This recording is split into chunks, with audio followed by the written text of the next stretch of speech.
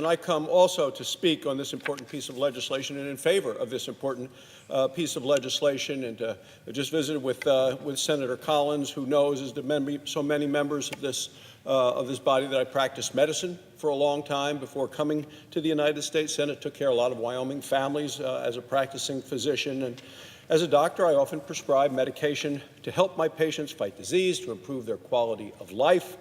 So I know the importance of prescription medication. I also know the importance that pharmacists play in the lives of their patients as well, because the same patient that I'm taking care of, the pharmacist is also caring for. And in so many ways, the pharmacist has to be able to speak freely to their patients about information about the medication. Pharmacists are often that last line of defense when they give a call to the doctor's office and say, you know, Mrs. Jones is here, and by the way, you prescribed this, but you don't forget that she's allergic to this other medication and there might be some interaction, or she's already on this medicine, or this patient is on that medicine. Pharmacists provide vital, important roles to the patients on a daily basis, and it happens all around the country. So they need to be able to speak freely about those things, and they need to be able to speak freely about the things that can save a patient's life, but also things that can save a patient money, and that's what this whole piece of legislation is about. Because I know that many patients fail to take medications that their doctor might prescribe because of the cost involved, the expense of the medicines. That's why I'm so glad to see President Trump make it a priority to find ways to lower the costs that people pay for their medicine. The administration actually put out a blueprint for ways that we could address drug costs. Part of the plan was to eliminate the so-called pharmacy gag clauses. Pharmacists should not be gagged. They need to be able to talk with the patients, whether it's about drug interactions, the drug use, how to take it, how to use it properly, and the cost. These are important things for a pharmacist to be able to discuss.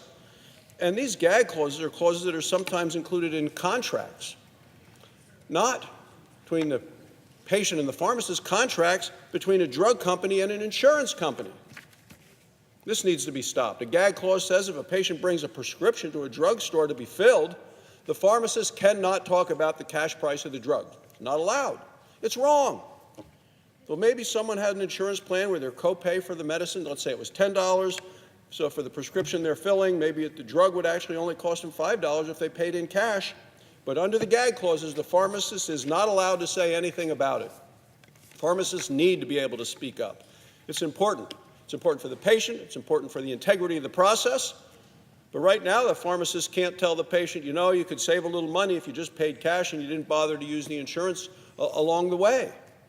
So the way things are now, that the insurance company would collect its $10 copayment from the patient, only have to pay $5 to the drug company, the insurance company keeps the rest, and the patient doesn't know anything about it. The patient is left in the dark because the pharmacist cannot share this important information with the patient. And I believe it's wrong, and that's why I co-sponsored the legislation that's on the floor right now.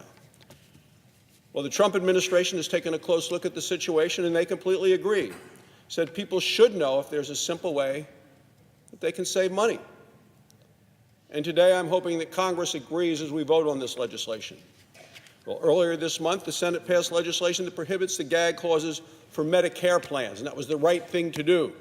Passed unanimously, and I'm so happy to see that.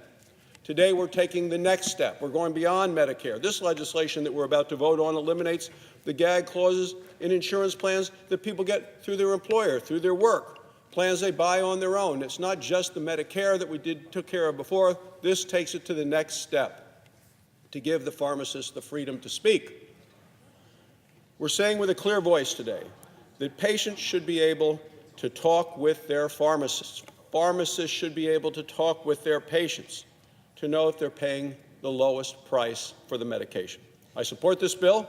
I want to thank the members who led this bipartisan effort. The privilege to work with Senator Collins and Senator Stabenow, Senator Cassidy, Senator McCaskill was just on this floor to get this done, and I appreciate your attention, Madam President, to this important piece of legislation. I look forward to voting to support it and getting it passed today and getting it down to the President for his signature.